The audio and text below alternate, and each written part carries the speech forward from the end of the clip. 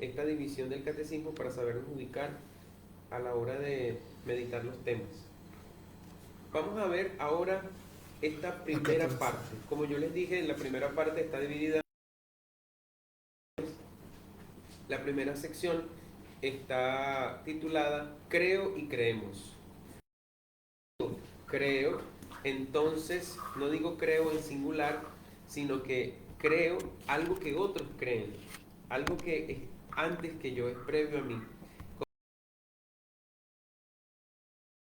Un equipo de fútbol, en el momento en que entra en ese equipo de fútbol, se alinea a las características del equipo, el color de la camisa, las reglas del entrenador, etc. Cuando yo digo creo, no creo en particular, sino que digo creemos en general, la fe de toda la iglesia.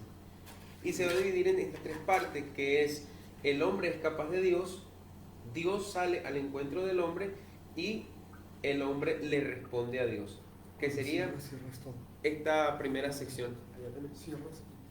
Que sería esta primera sección. La segunda sección es el credo, Padre, Hijo y Espíritu Santo. No nos detenemos más en ello. Esto es solamente para que visualicemos en sentido general lo que va a tratar esta primera sección de la primera parte del Catecismo de la Iglesia Católica. Primera parte, profesión de la fe. Primera sección, creo, creemos. ¿Cuál es el designio de Dios para el hombre? Dios infinitamente perfecto y bienaventurado en sí mismo, en un designio de pura bondad, ha creado libremente al hombre para hacerle partícipe de su vida bienaventurada. En la plenitud de los tiempos, Dios Padre envió a su Hijo como Redentor y Salvador de los hombres caídos en el pecado, convocándolos a su iglesia y haciéndolos hijos suyos de adopción por obra del Espíritu Santo y herederos de su eterna bienaventuranza. En este párrafo vemos como sintetizado todo lo que va a tratar esta primera sección del Catecismo de la Iglesia Católica. Que el hombre es capaz de Dios es una realidad. Tú, Señor, eres grande y muy digno de alabanza. Nos has hecho hasta la página 30. Vamos a hablar de que los humanos deseamos a Dios. Tenemos un deseo de Dios. Después de la página 31 a la 49, que los humanos solo podemos conocer a Dios sin que Dios nos enseñe cómo es Él. O sea, a la luz natural de la razón, nosotros... ¿Sí? Disculpe.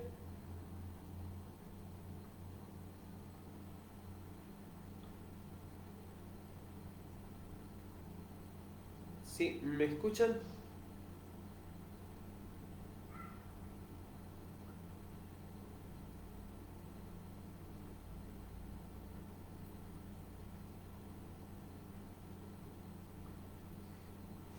¿Sí me escuchan?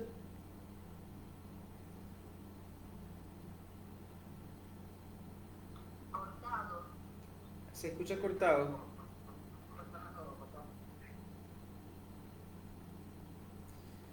Yo creo que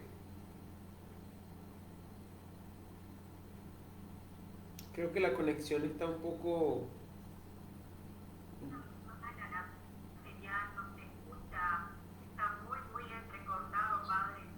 Sí, creo que está débil la señal.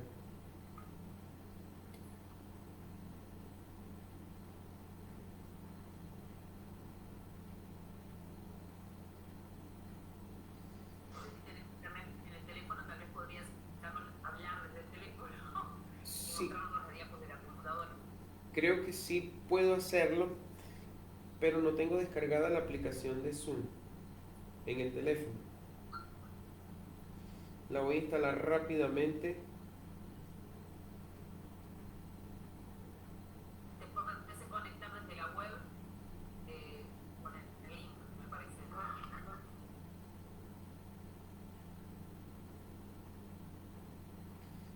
Sí, me parece que está muy lenta la conexión de internet.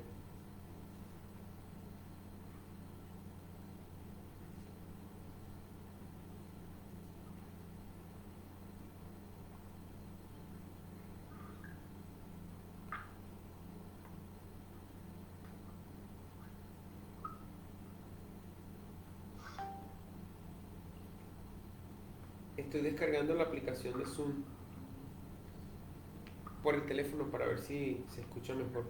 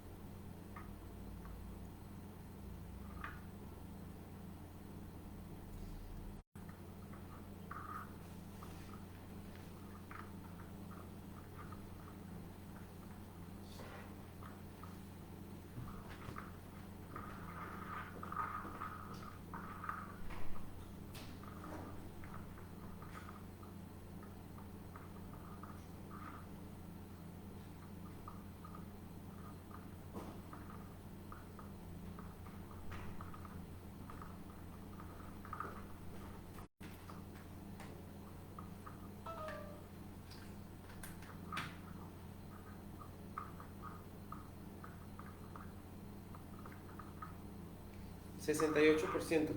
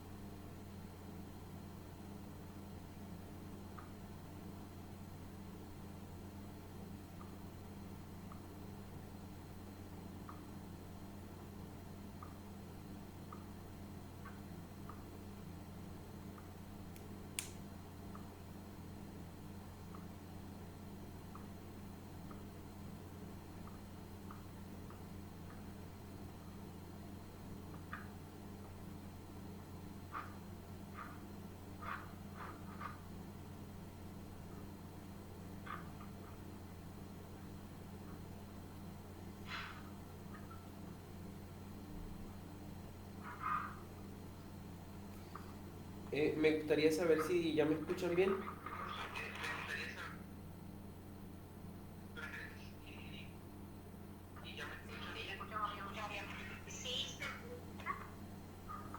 Ok, perfecto. Bien, estaba diciendo que vamos a dividir esta primera sección del catecismo en 4 partes. Desde la página 27 a la 30, donde hablaríamos de que los humanos deseamos a Dios. De la 31 a la 49, que somos capaces de conocer a Dios sin que Dios nos enseñe a nosotros cómo es Él. Del 50 al 141, que Dios nos enseña lo que podemos lo que no podemos alcanzar solos. Y de la 142 a la 184, usando la libertad de los seres.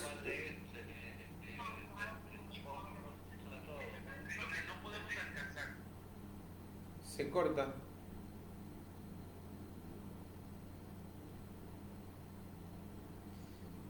Eh,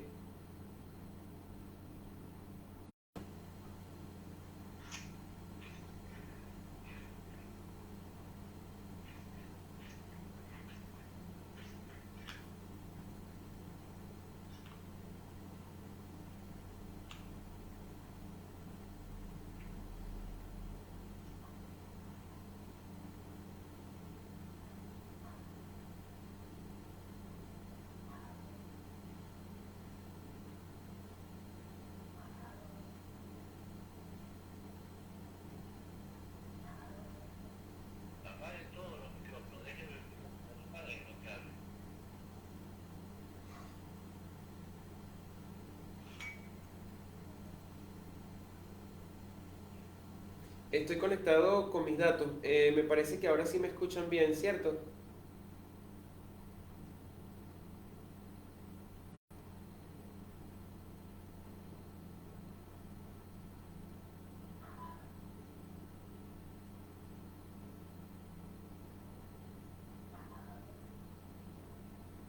Voy a intentar entrar otra vez en la computadora y a ver si por lo menos los diapositivos las pueden observar.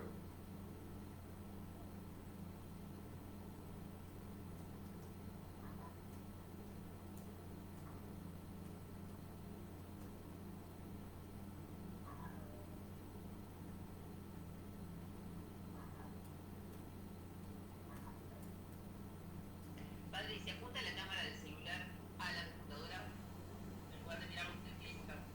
Sí, sí lo estaba tratando de hacer, pero no sé cómo.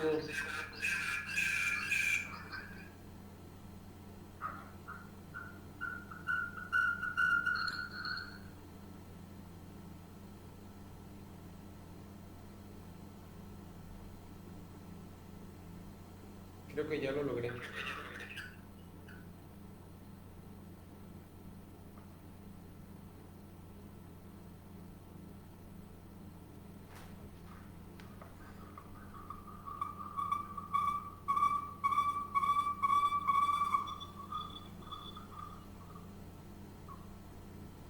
Ahora sí, ¿cierto? Es importante que todos estemos en silencio, porque si no notamos que hacer ruido, pasamos a hablar en la casa.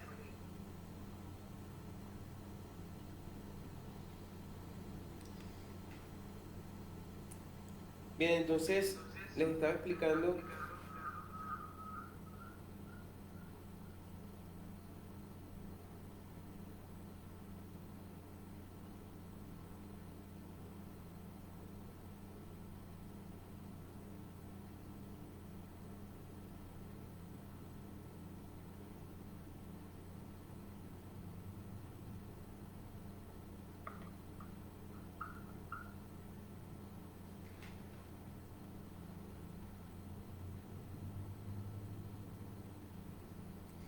Ok, ahora sí me pueden escuchar bien, supongo. Estaba metiendo ruido, era mi propia computadora.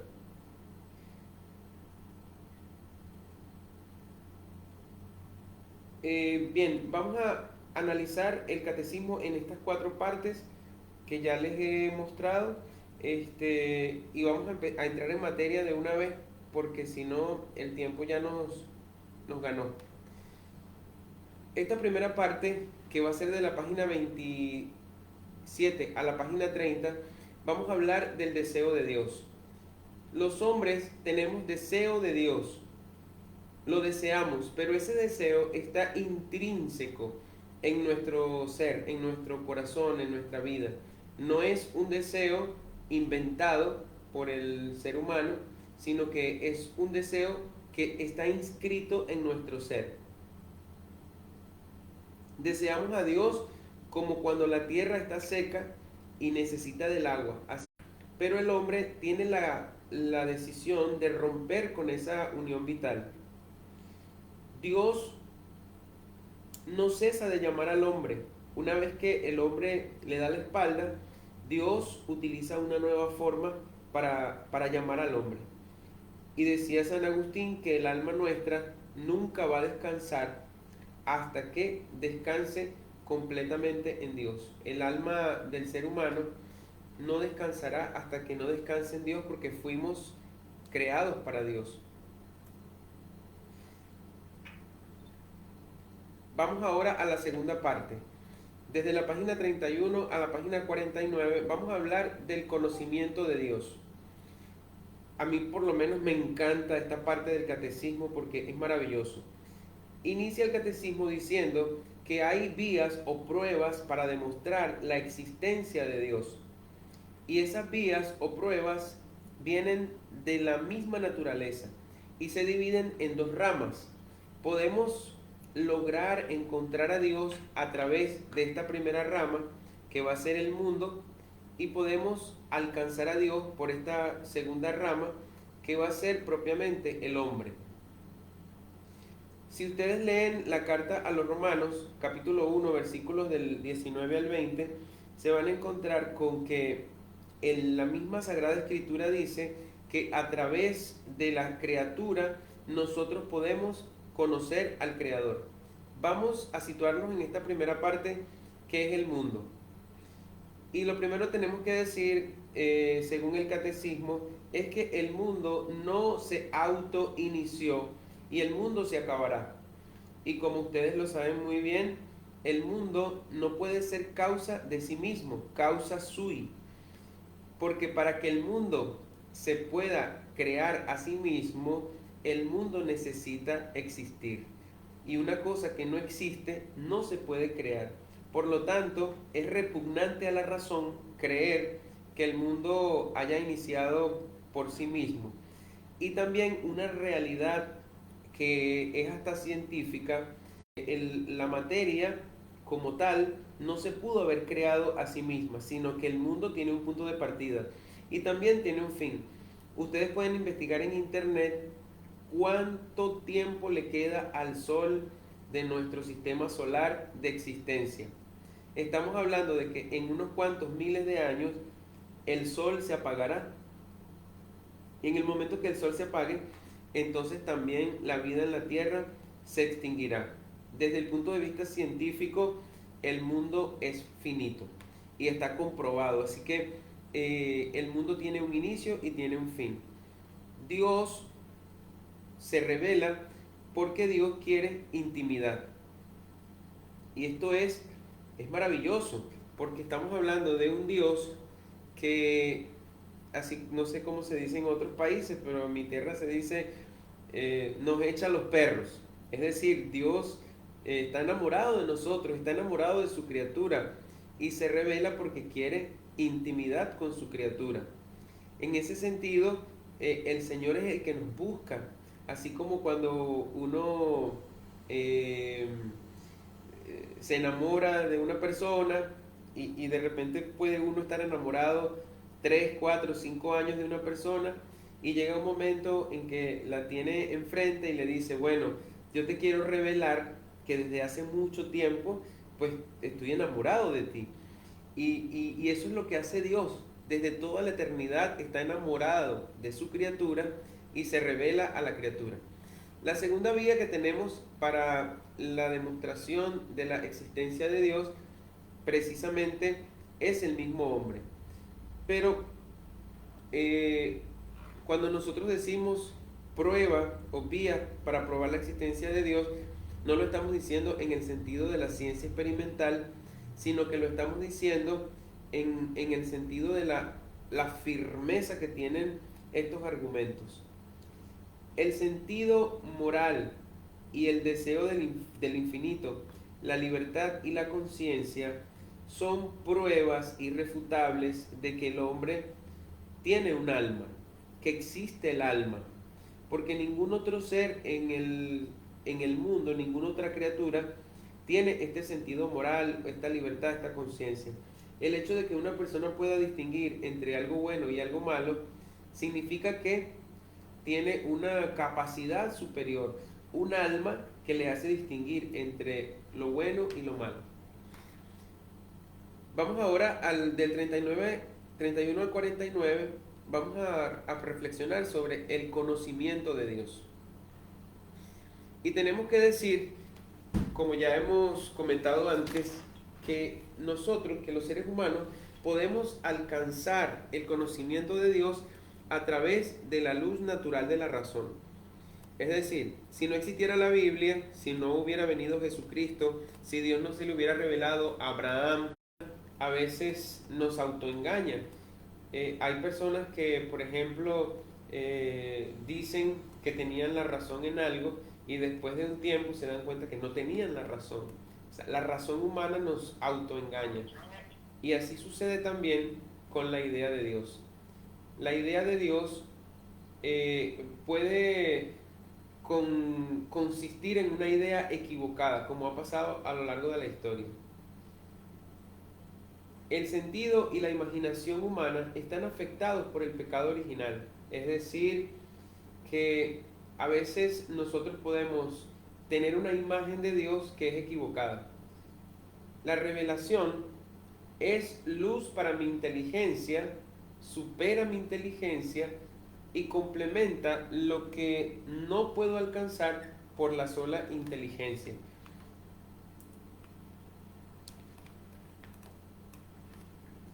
Tenemos acá una diapositiva donde yo estoy tratando como de poner un ejemplo concreto de lo que dice el catecismo. La sola razón nos puede confundir, es decir, la razón sin la revelación. Y vamos a poner aquí un ejemplo, en primer lugar, ¿qué es lo que puede hacer la razón por sí sola? La razón por sí sola, por ejemplo, el concepto de Dios. La razón puede crear un Dios que es el arquitecto del mundo, como dicen los masones. Un Dios que es causa de todo lo que existe. Un Dios que es personal y un Dios que es creador. Eso se puede descubrir a la luz natural de la razón. O sea, no necesitamos la Biblia para descubrir que hay un Dios creador. Con el simple hecho de ver la creación, la mente inmediatamente te dice que hay un creador. Sin embargo, por acá abajo vamos a tener lo que faltaría. Sin la revelación, nosotros no podríamos saber que Dios es trino. Sin la revelación no podríamos saber que este Dios se hizo humano, y sin la revelación tampoco podríamos saber que es pasible, es decir, que es un Dios que puede sentir, que puede llorar, un Dios que puede padecer, que puede morir. Por eso, la razón humana, que es lo que tenemos en el cuadro anaranjado, es verdadera, es real. Sin embargo, nosotros necesitamos de la revelación, que es lo que está en el cuadro azul, para completar ese conocimiento que nos da la luz natural de la razón. Voy a poner un segundo ejemplo acerca del culto. Por ejemplo, las personas que se dedican a la concentración, a la respiración correcta, la conciencia de la hora, el silencio, el cuerpo sano.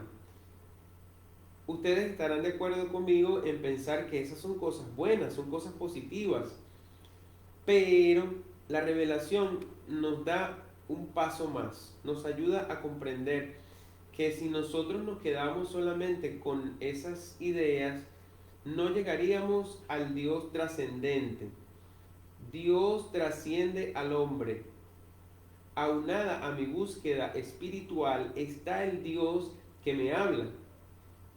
Dios quiere un pueblo, o sea, Dios no solamente quiere un individuo que se va para su cuarto y se pone a hacer una posición y se concentra y pone música de fondo y se concentra en que está ahora, anula el futuro, anula el pasado y desayuna sanamente para estar en conexión con su ser, etc.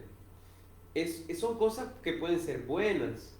La introspección es una cosa buena, pero la revelación nos enseña que Dios quiere un pueblo, no solamente un individuo Porque fíjense, la práctica del yoga y otras meditaciones de tipo orientales, hinduistas, ustedes saben que eliminan completamente la idea de un Dios.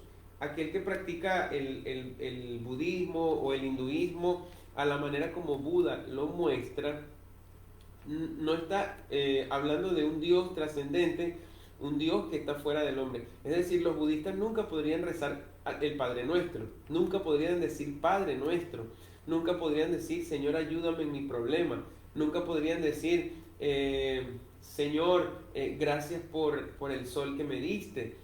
Porque cuando el budista entra en oración, cuando está haciendo práctica su vida espiritual, se está metiendo dentro de sí mismo y ustedes saben que la tradición cristiana nos enseña que cuando el hombre entra dentro de sí mismo, se puede encontrar con Dios.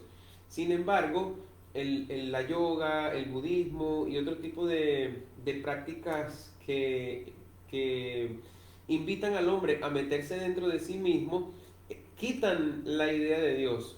Desaparece la idea de un Dios que ha creado, un Dios que es amoroso, un Dios que es misericordioso. ¿Cómo les puedo decir? El hombre se mete dentro de sí mismo y se encapsula. Es ni siquiera se le podría llamar religión, porque religión es religarse, unirse con el otro. La doctrina también nos da un tercer ejemplo, ¿verdad? Acá ustedes pueden alcanzar a leer el ejemplo que quise poner por acá. Hay una valiosa sabiduría en los epicúreos, los estoicos, los sabios de Oriente, filósofos, personas de buena voluntad que han indagado en el saber. Libros, ¿verdad? Ahorita yo creo que en internet y por todas partes estamos bombardeados con una cantidad de, de pensamientos, ideas, libros que nos hablan acerca de la sabiduría, ¿no? Pero sin la revelación, nosotros no podríamos descubrir que hay una sabiduría escondida. Y esta sabiduría está escondida para los sabios, para los que creen que pueden descubrir tantas cosas ocultas en la naturaleza, descubrimientos científicos, pero la revelación nos dice que la verdadera sabiduría está oculta para los sabios. Seguimos en esta parte y nos dice acá que el conocimiento de Dios es limitado. O sea, nosotros no podemos conocer todo lo que es Dios, sino que solamente podemos conocer una minúscula parte de Dios, pero no porque Dios no pueda ser conocido, sino porque nuestra capacidad humana es limitada. Y poníamos el ejemplo la otra vez, si tú quieres pescar un pez que mide 8 metros y lanzas una red que solamente mide 20 centímetros, no podrías alcanzar a pescar ese pez. La red sería la mente humana, que es limitada, y el pez sería Dios, si se puede colocar ese ejemplo, ¿no? Valga el ejemplo. Pero nuestro conocimiento es limitado, de manera que no podemos conocer todo lo que Dios es, pero lo poco que conocemos de Dios lo conocemos con toda verdad. Mi lenguaje también es limitado. Hay filósofos que dicen que los límites del mundo de un ser humano son los límites de su lenguaje. Y mientras nosotros tengamos un lenguaje limitado, podemos hablar de Dios, pero no podemos pronunciar todo lo que es Dios. No hay una palabra, no hay un nombre que abarque completamente la inmensa majestad de nuestro Dios. Nombramos a Dios a partir de las criaturas. Nosotros comparamos a Dios en el cristianismo, por ejemplo, con el pez, comparamos a Dios con criaturas que son buenas, le colocamos nombres a Dios refiriéndonos como a lo que podemos ver en la creación, porque es limitado. No podemos hablar el lenguaje de los extraterrestres o un lenguaje desconocido para la mente humana que no se haya desarrollado en nuestro ambiente. Por eso Jesucristo, cuando vino al mundo, quiso hablar en arameo. Habló en arameo para que nosotros pudiéramos entender, porque si Dios habla en el lenguaje de Dios, ese lenguaje sería totalmente incomprensible. No sería Dios misericordioso, sino un Dios que se burla del hombre. Porque si Dios nos habla en un lenguaje inaccesible, entonces sería imposible que nosotros tuviéramos un contacto con Él. Por eso Dios cuando se revela con una lengua humana, con códigos humanos, con un canal humano. El receptor es un humano, el emisor emite el mensaje, el código que utiliza Dios para hablar es un código humano. Entonces nosotros podemos conocer a Dios, pero lo conocemos basándonos en la limitación humana que tenemos. Y ustedes saben, hermanos, que esta limitación humana para conocer no solamente tiene que ver con Dios, también tiene que ver con el mundo material.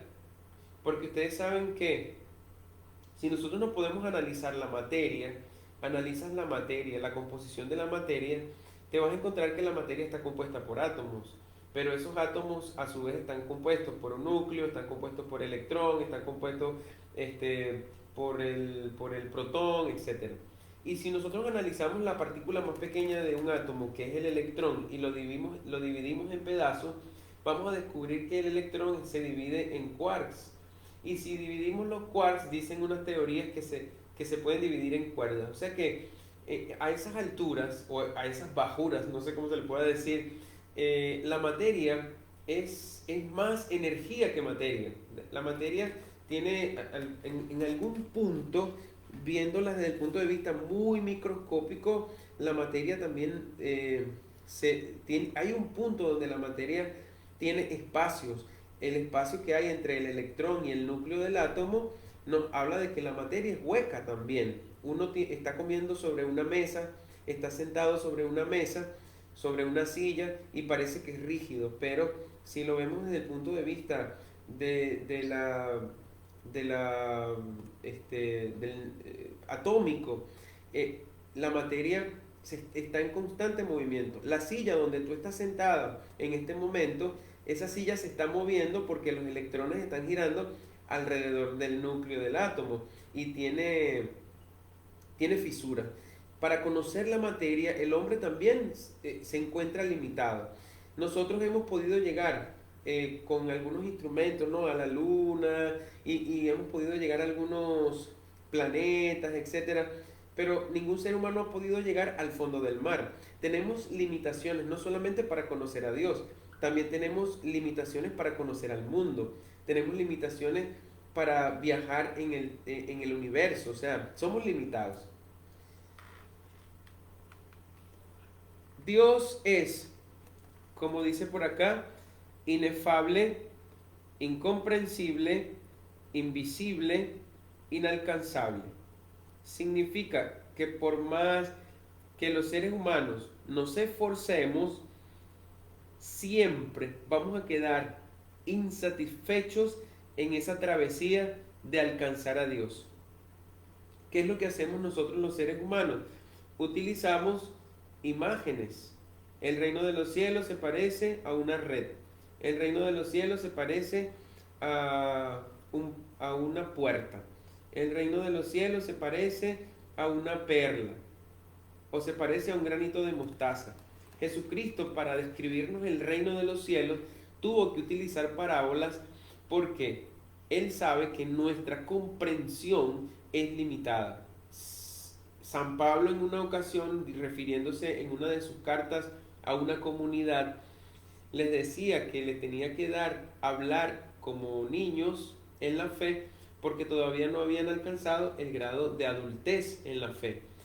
De manera que San Pablo, un hombre que probablemente fue al tercer cielo y que tuvo un conocimiento de Dios profundo a nivel místico y misterioso, desde su llamado, que la luz lo encegueció, ese San Pablo sabe que el Dios misterioso, el Dios profundo, el Dios inefable, incomprensible, invisible, inalcanzable, no se puede describir con simples palabras. Y por eso el catecismo dice que las palabras nos dejan siempre más acá del misterio. Siempre que queremos utilizar palabras para describir a Dios, para describir la experiencia de Dios, para describir las características de Dios, sus atributos divinos, para describir el cielo, el infierno, para describir la visión beatífica, para describir la oración de contemplación profunda. Utilizamos palabras para ayudar a la mente a comprender, pero las palabras siempre nos dejan más acá del misterio. Y por cada semejanza con Dios, la diferencia es infinitamente mayor. Yo digo que Dios es bueno y nosotros también somos buenos, somos semejantes en la bondad, pero la bondad de Dios no se compara con la bondad humana. Yo me asemejo a Dios en que yo, por ejemplo, tengo una medida, mido 1,60, 1,70 de estatura, pero ¿cuál es la medida de Dios? O sea, me asemejo a Dios en que tenemos un tamaño, pero la diferencia en cuanto al tamaño es abismal, porque Dios es tan alto que no puedo estar arriba de Él, tan bajo que no puedo estar debajo de Él, tan ancho que no puedo estar afuera de Él, y tan profundo que no podría yo ni siquiera sumergirme en lo que realmente Dios es. No podemos captar de Dios lo que es, sino lo que no es. Lo que llaman los filósofos la teología apofática.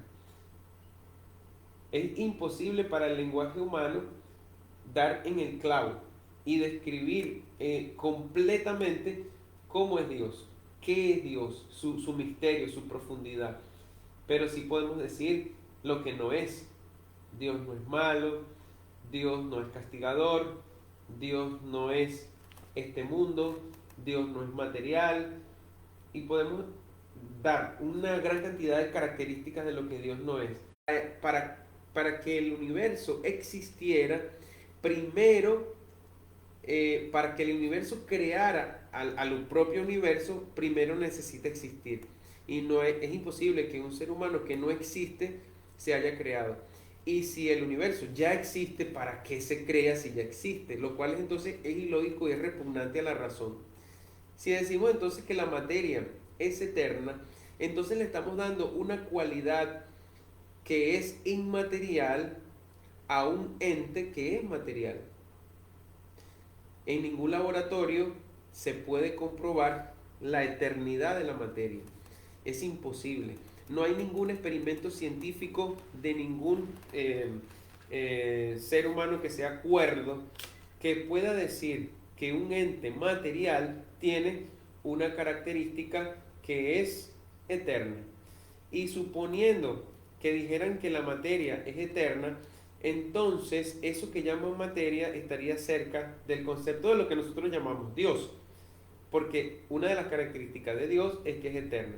El Big Bang es el origen del universo, y tenemos que decir que no, porque el Big Bang no es el origen del universo, sino el origen de la organización del universo, o por lo menos de esta parte del universo que nosotros conocemos, porque dada la limitación humana de conocimiento, limitación de espacio, limitación espacio-temporal, nosotros no podríamos saber, por lo menos por ahora no lo sabemos, que hay más allá de este universo visible que nosotros podemos alcanzar. El Big Bang no originó el universo, el Big Bang simplemente es esa explosión que dio origen a la organización del universo.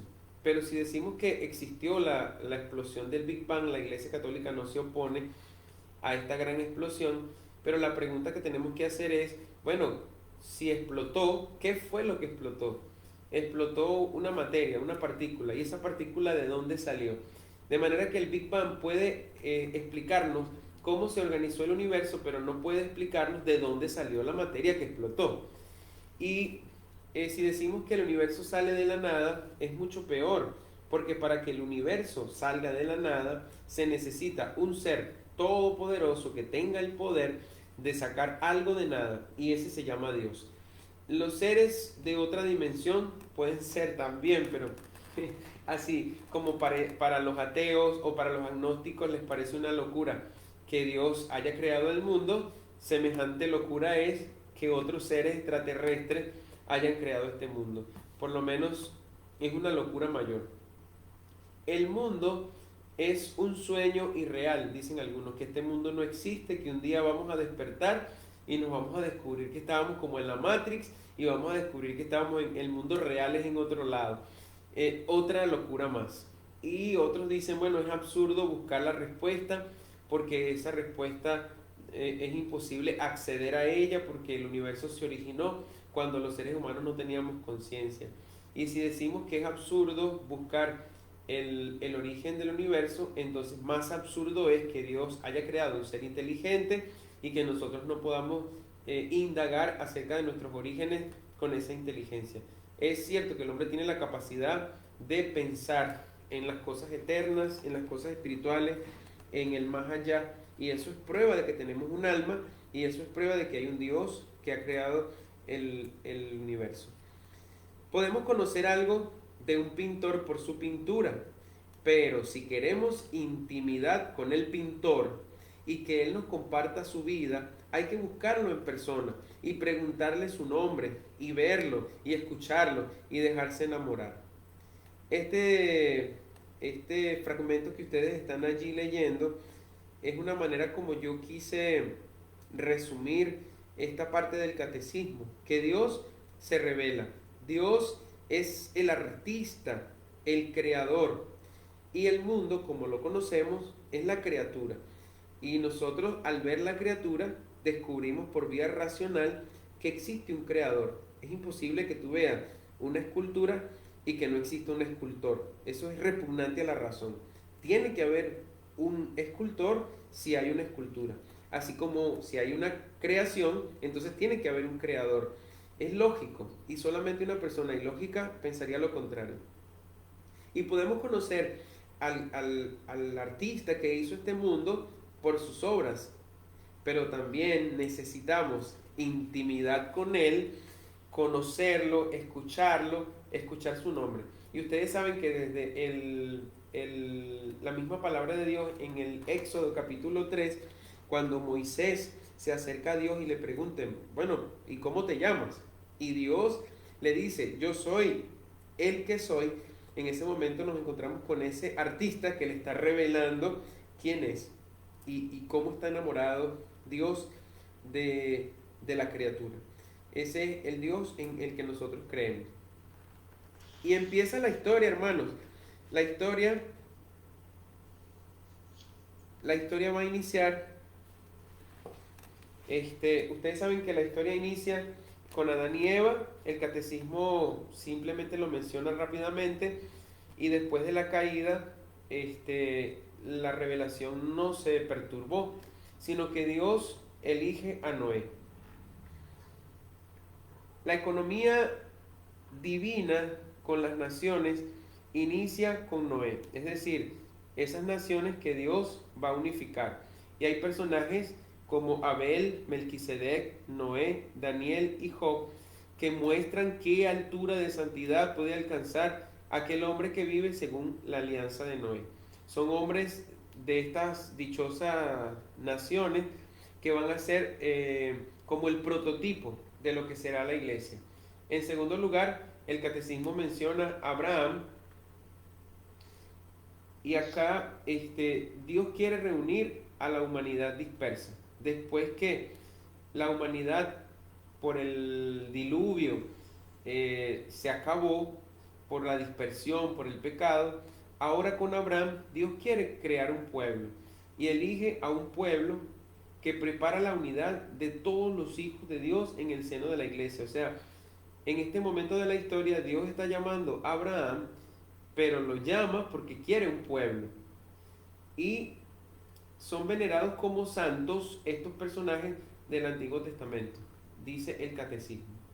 No hemos escuchado San Jeremías, San Isaías, San Noé, San Abraham, pero la iglesia los venera como santos. Y en un tercer lugar tenemos acá, el catecismo nos muestra Noé, Abraham y al final el pueblo.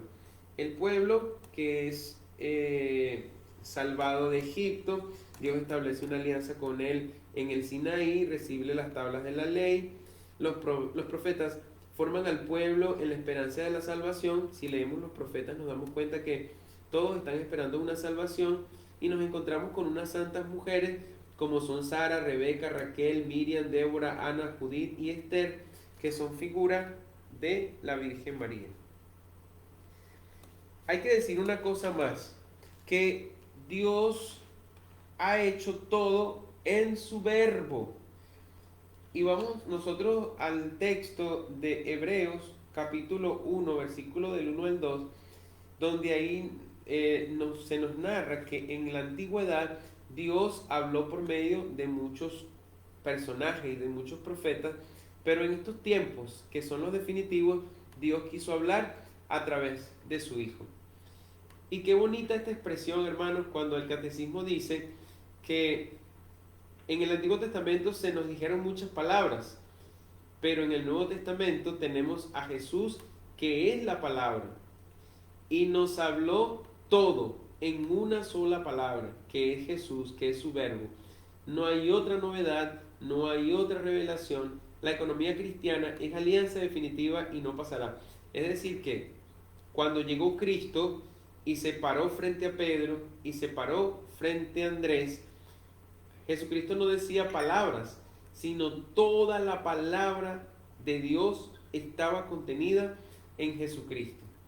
Por eso decimos acerca del tema de la revelación que no hay que esperar otra revelación pública. Cuando Cristo vino al mundo, ya se nos reveló la palabra definitiva. La revelación está acabada, pero no está explicitada. Se comprende en grados a través de los siglos. Es decir, que nosotros ya tenemos la revelación definitiva. No podemos esperar una revelación más de que venga un segundo Jesucristo en otro burro, o que venga una religión a decirnos que hay una revelación que está fuera de la Sagrada Escritura y fuera de la tradición de la Iglesia.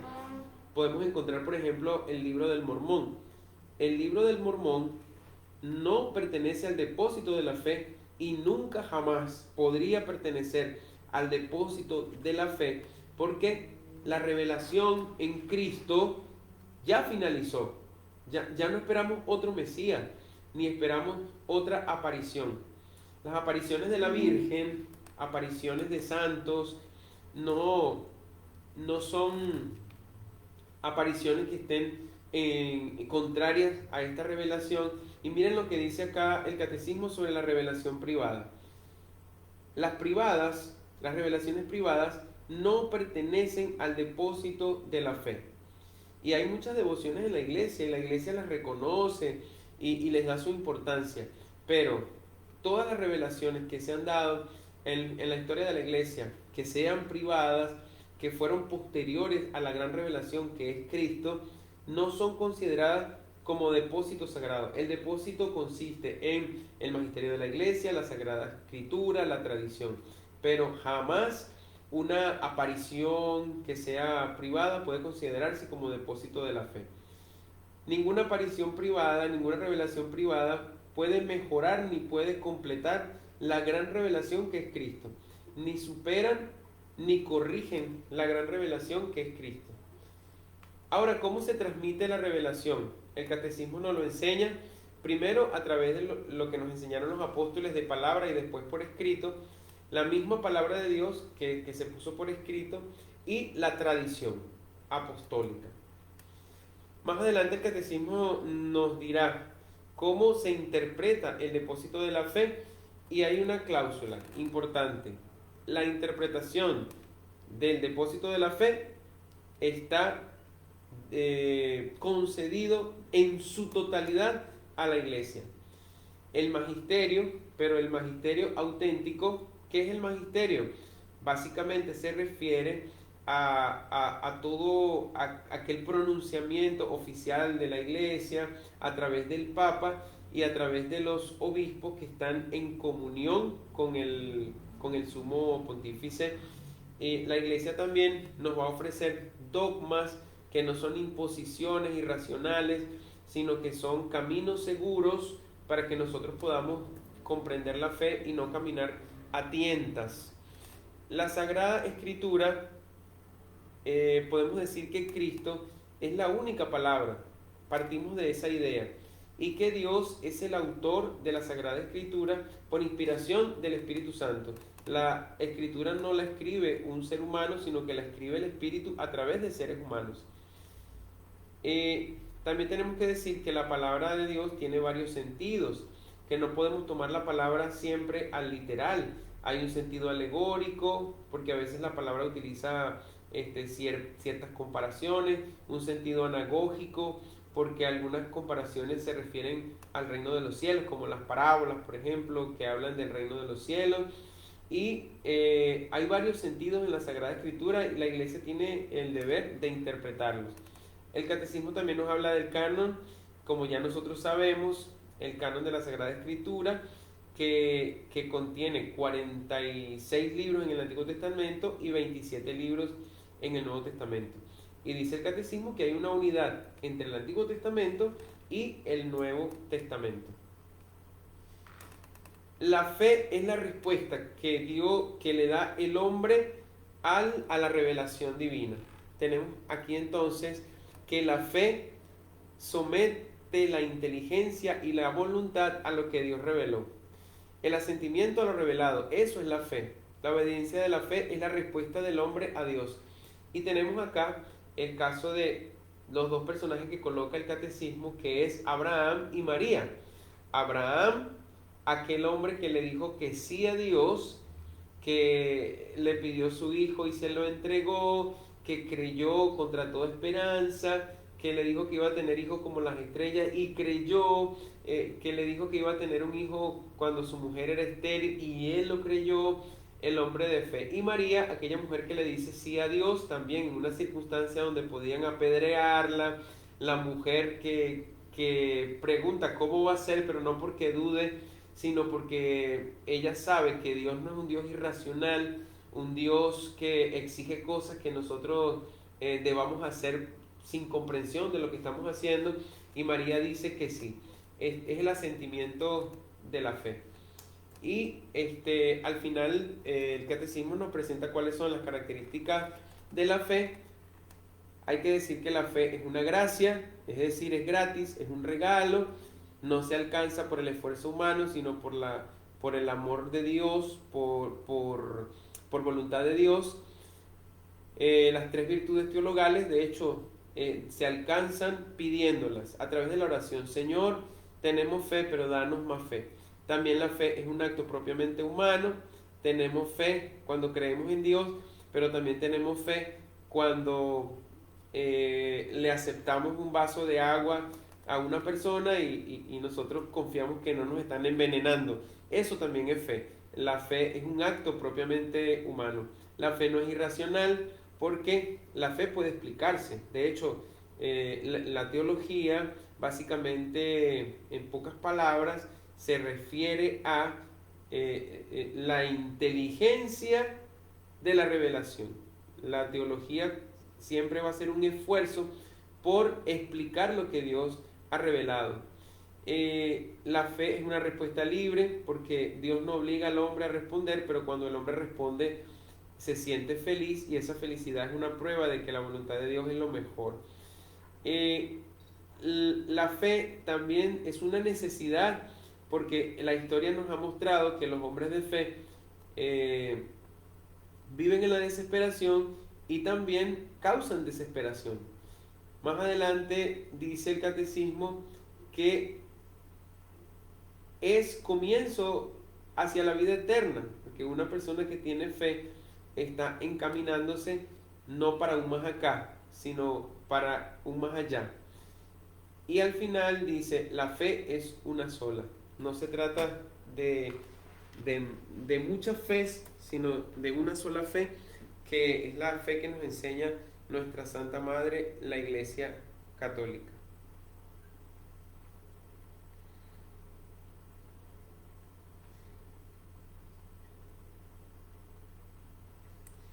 Bien, hermanos, miren, hemos terminado en este momento la segunda sección del Catecismo de la Iglesia, la primera sección de la primera parte del Catecismo de la Iglesia Católica.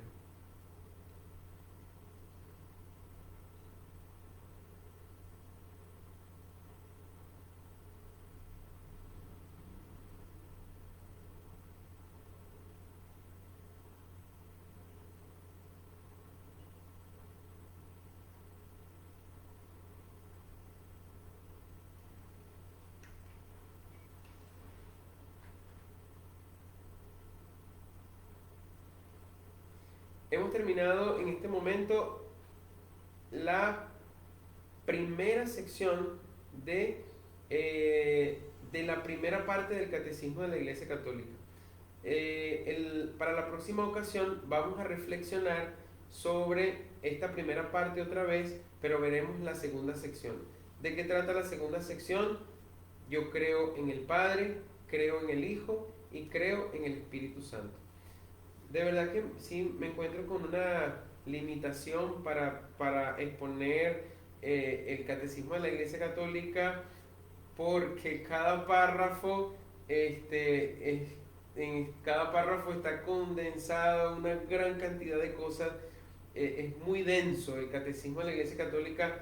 Pensamos que es como un catecismo para niños, que se puede enseñar fácilmente, y resulta que cada párrafo del Catecismo de la Iglesia Católica encierra tantas verdades, tantos ejemplos.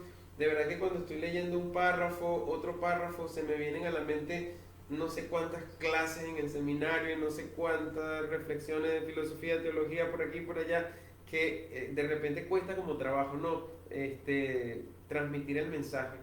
No sé si lo que voy a hacer para la siguiente ocasión, lamentablemente, será elegir solamente algunos temas indispensables, porque fíjense que hoy quise darles toda la primera sección, pero voy tan rápido y son tantas cosas que me da la impresión de que pueden quedar como lagunas, ¿no? Entonces, para la próxima ocasión creo que voy a elegir, lamentablemente, algunos puntos, y vamos a ir de repente más pausados en solamente algunos puntos, y ustedes quedan con el compromiso de leer el catecismo. Vamos a hacer una oración para finalizar, en el nombre del Padre, y del Hijo, y del Espíritu Santo. Amén. Nos dirigimos a Dios, que es Padre. Padre nuestro que estás en el cielo, santificado sea tu nombre. Venga a nosotros tu reino. Hágase tu voluntad en la tierra como en el cielo. Danos hoy nuestro pan de cada día. Perdona nuestras ofensas, como también nosotros perdonamos a los que nos ofenden. No nos dejes caer en la tentación y líbranos del mal. Amén. Que el Señor esté con ustedes. Que la bendición de Dios Todopoderoso, Padre, Hijo y Espíritu Santo, descienda sobre ustedes y les acompañe siempre. Amén. Pasen feliz noche, queridos hermanos.